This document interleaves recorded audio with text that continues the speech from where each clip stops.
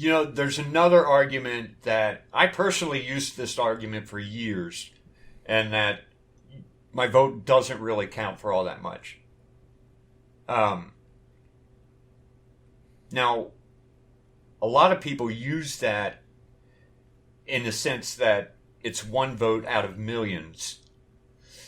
I never really tried to use that. I think that's a total cop-out.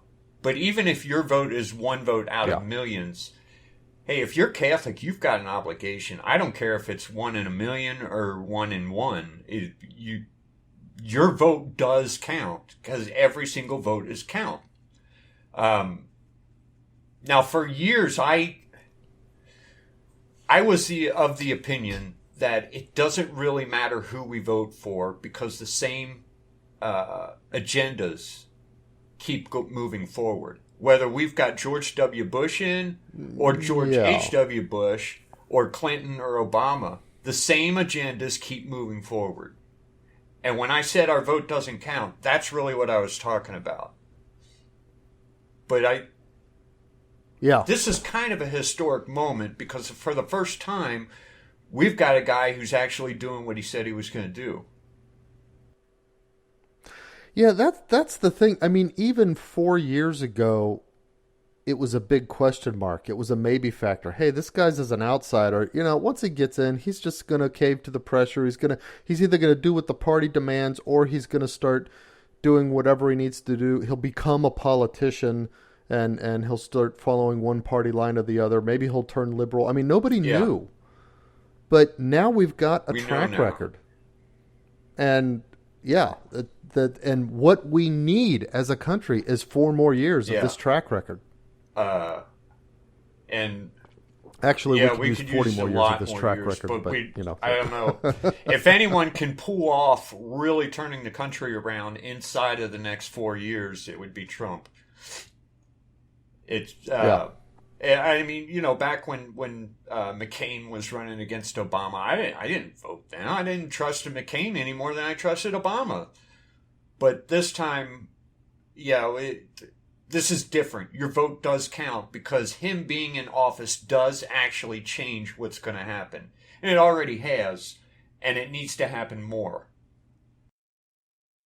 Right. You could argue that he really has not advanced certain agendas like abortion, and there's this problem with the COVID shutdown and things like that. And we'll get into each one of those as we move along.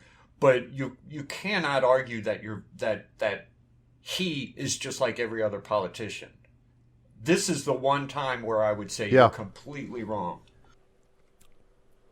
On this election, at this cusp, it really matters going forward significantly whether Trump wins or doesn't win.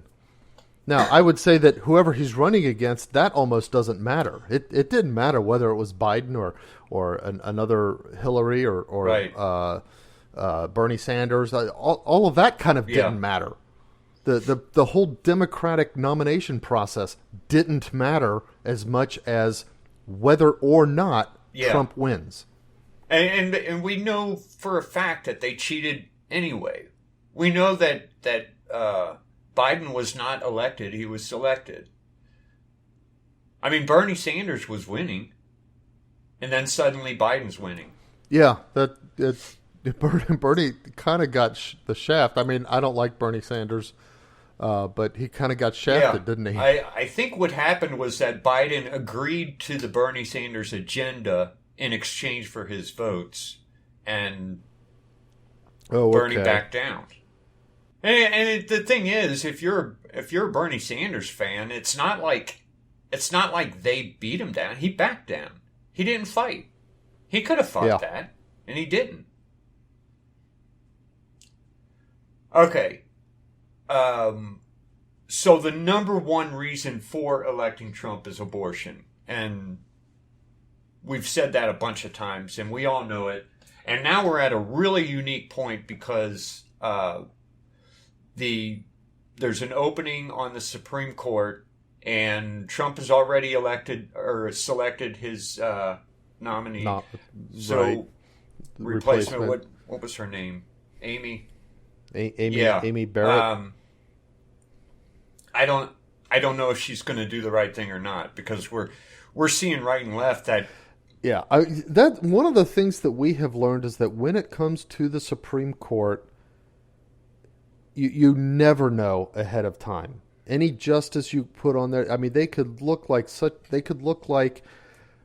Kavanaugh, just a absolute diamond gem of a textualist, and end up, going. Amy's cuckoo. got some judgments that I would disagree with concerning, for example, concerning the COVID shutdown and the way churches are not being respected as places of worship. Right. But it's the best we can do right now, and the more pro-life judges we have in place, the better this is going to go, because he's probably going to replace one more. Right. In the next right. 4 years, if we get him in there. Quite possibly. I mean, in 4 years, yeah, one more, possibly two. So, let's say Amy gets in, and then they have to vote on the abortion question.